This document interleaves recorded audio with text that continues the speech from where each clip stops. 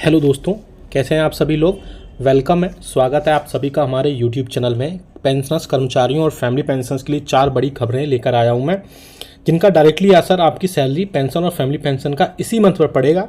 जी हाँ दोस्तों, पहली जो खबर होगी आपके अतिरिक्त पेंशन को लेकर के, यानी कि एडिशनल पेंशन में 5, 10 और 15% बढ़ोतरी को लेकर के संसद में एक लेटर लिखा गया है। साथ ही साथ पेंशन में कम्यूटेशन के लिए जो ईयर तय किए गए हैं वो 15 साल से घटा करके 10 या 11 वर्ष किए जाने पर भी एक बड़ा अपडेट निकल कर आ रहा है, उस पर भी हम यहाँ पर बात करेंगे। साथ ही साथ फिक्स्ड मेडिकल अलाउंसेस को 3,000 रुपये किए जाने तक 3,000 रुपये किए जाने के लिए भी इसमें रिगार्डिंग एक बड़ी खबर निकल कर आ रही है, उस पर भी हम बात करेंगे। तीसरी बड़ी खबर है एनसीजेसीएम ने सरकार से रिक्वेस्ट की है, कैबिनेट सेक्रेटरी को एक लेटर लिखा है जिसमें 8 वेतन आयोग का गठन जल्द से जल्द किए जाने की उन्होंने डिमांड की है। और साथ ही साथ चौथी जो खबर है वो भी 8th पे कमीशन से रिलेटेड होने वाली है, जिसमें संसद में एक 8वें वेतन आयोग को लेकर के एक क्वेश्चन रेज किया गया था। उसका जवाब भी आया है मिनिस्ट्री ऑफ फाइनेंस के डिपार्टमेंट ऑफ एक्सपेंडिचर की तरफ से, तो वो क्वेश्चन का जवाब भी देखेंगे, उसका आंसर भी देखेंगे। तो और भी कई सारी इसमें खबरें होंगी जिनका आपके लिए जानना बहुत ज़रूरी है, इसलिए इस वीडियो को पूरा लास्ट तक देखिएगा। और अगर चैनल पर पहली बार आए हैं तो चैनल को फ्री में सब्सक्राइब जरूर कर लीजिएगा। सब्सक्राइब के ब्लैक बटन को प्रेस करके साथ ही साथ आप हमारी वीडियोस की लेटेस्ट इन्फॉर्मेशन के लिए घंटे के निशान को यानी बेल आइकन को प्रेस करना बिल्कुल मत भूलेगा, तभी आपके पास हमारी वीडियोज़ की लेटेस्ट इन्फॉर्मेशन आ पाएगी और आप हमारे वीडियो को इसी तरीके से आगे भी देख पाएंगे। जल्दी से आप हम आपको हमारे चैनल के रिगार्डिंग इन्फॉर्मेशन दे दें।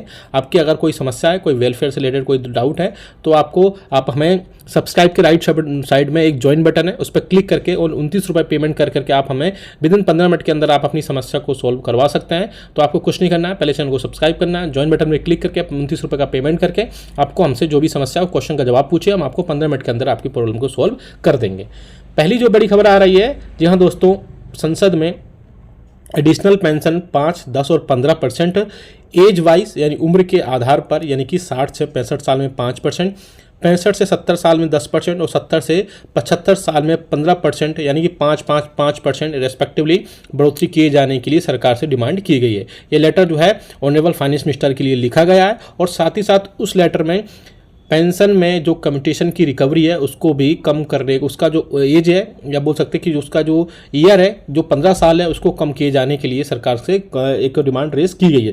क्योंकि आप सभी को पता है कि पेंशन में कम्यूटेशन की जो रिकवरी है वो अब पेंशनर्स 10 या 11 वर्ष तक चाहते हैं, लेकिन रिकवरी जो है उसमें 15 साल तक की जाती है। लेकिन उसमें कई सारी चीज़ों में चीज़ें चेंज हुई हैं। जैसे आपने अगर एमएससीपी ले लिए तो उसमें तो क्लियर है कि आपका जो कम्यूटेशन है वो आपको 15 वर्ष तक ही आपको पे करना पड़ेगा और इवन उससे ज़्यादा भी हो सकता है। लेकिन आपने अगर एमएससीपी नहीं लिया तो आपकी जो रिकवरी है वो 15 साल से कम में कंप्लीट होनी चाहिए। तो ऐसे में बहुत सारे पेंशनर्स सरकार से रिक्वेस्ट कर रहे थे, क्वेश्चन रेज कर रहे थे कि आपकी जो पेंशन में कम्यूटेशन में रिकवरी है उसको जल्द से जल्द वहाँ पर कम किया जाना चाहिए। अब सरकार जो है उन मिनिस्टर को एक लेटर लिखेंगे और उसमें जो क्लियरली मेंशन होगा उसमें बताया जाएगा किन किन चीज़ों पर वहाँ पर चीज़ें कम की जाएंगी। अब बात करते हैं एक और, जिसका जो है एक एनसीजेसीएम ने 3 दिसंबर 2024 को एक लेटर लिखा कैबिनेट सेक्रेटरी को, जो लेटर लिखा गया है immediate constitution of eight central pay commission for revising the pay and allowances pension and other benefits of central government employees.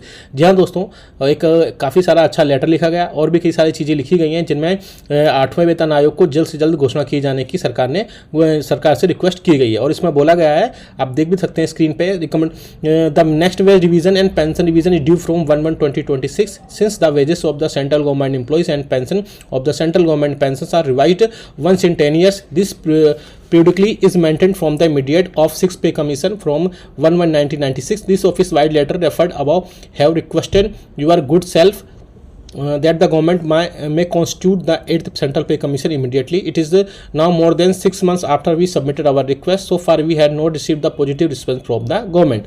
इसके बाद उन्होंने बोला है कि 7वें वेतन आयोग जब कम्यूटेशन हुआ था तब 28 फरवरी 2014 को इसमें कमेटी बना दी गई थी और 1 जनवरी 2016 से इसको लागू कर दिया गया था। लेकिन अभी 1 साल से कम समय बचा हुआ है, ऐसे में एक कमेटी भी गठित करनी है और भी कई सारी चीज़ें उस पर बात करनी है। ऐसे में 3 से 6 महीने का समय जो है लग सकता है। तो ऐसे में गवर्नमेंट को क्लियरली मेंशन करना चाहिए कि 8वां वेतन आयोग कब आएगा और भी कई सारी चीज़ें जो इसमें ऐड होंगी वो कब वहाँ पर क्लियरली मेंशन की जाएंगी।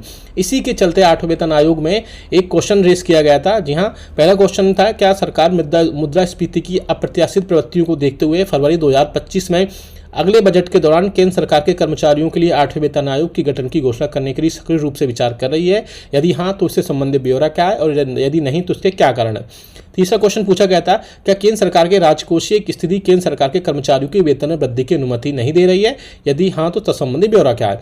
तो अभी इसमें जो आंसर दिया गया है वित्त राज्य मंत्री श्री पंकज चौधरी की तरफ से, जिसमें बोला गया है कि वर्तमान में सरकार के पास केंद्र सरकार के कर्मचारियों के लिए 8वें केंद्रीय वेतन आयोग के गठन का कोई प्रस्ताव विचाराधीन नहीं है। उन्होंने अभी बोला है कि अभी फिलहाल कोई नहीं है, लेकिन आगे अगले दिनों में जब बजट सेशन वगैरह आएगा तो हो सकता है उनमें चीज़ें पॉजिटिव हों, और क्योंकि अब यूनियन भी लगातार इसमें इन्वॉल्व हो रही है और सारी चीज़ें अब धीरे धीरे हो सकता है पॉजिटिव में आए, और 8वां वेतन आयोग के जो है फरवरी के आसपास जब बजट आएगा उसमें इसमें अनाउंसमेंट देखने को मिल सकती है। हालांकि अभी फिलहाल सरकार ने बोल दिया है कि केंद्र सरकार के कर्मचारियों और पेंशनर्स के लिए अभी 8वें वेतन आयोग का गठन जो है उसका कोई प्रस्ताव विचाराधीन नहीं है। तो आप हमें सबसे बड़ी बात कमेंट करके बताएगा कि आपको क्या लगता है 8वां वेतन आयोग आएगा या नहीं आएगा, या फिर और कोई फॉर्मूला लेकर आया जाएगा जिससे कर्मचारियों, पेंशनर्स और फैमिली पेंशनर्स के जो 8वें वेतन आयोग की जगह वो ले पाएगा। क्योंकि बहुत सारी चीज़ों पर इसमें थर्ड चीज़ें भी आ सकती हैं पे कमीशन के अलावा भी, क्योंकि इसमें एक्यूरेट फॉर्मूला भी लाया जा सकता है जिसमें आपको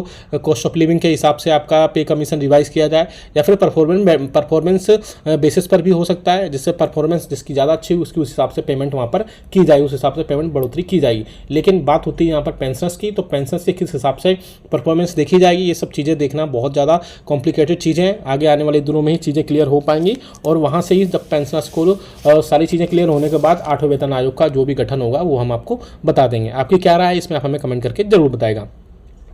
नेक्स्ट खबर आ रही है फिक्स्ड मेडिकल अलाउंसेस के रूप में। आप सभी को पता है कि जो पेंशनर्स नॉन सीजीएचएस एरियाज में रहते हैं वो अपना फिक्स्ड मेडिकल अलाउंसेस को 1000 रुपये उनको प्रोवाइड कराया जाता है, जो कि ओपीडी मेडिसिन के खर्च के रूप में होता है। लेकिन पेंशनर्स ने अब सरकार से सीधी रिक्वेस्ट की है कि ओपीडी मेडिसिन के जो 1000 रुपये हैं वो बहुत कम होते हैं। ऐसे में सरकार कम से कम फिक्स्ड मेडिकल अलाउंसेस को 6000 रुपये यानी कि 5 से 6000 रुपये तक बढ़ाए, जिससे कि पेंशनर्स की जो फिक्स्ड मेडिकल अलाउंसेस के रूप में 1000 रुपये मिलते हैं वो काफ़ी कम है, और 5000 रुपये तक बढ़ाया जाना चाहिए।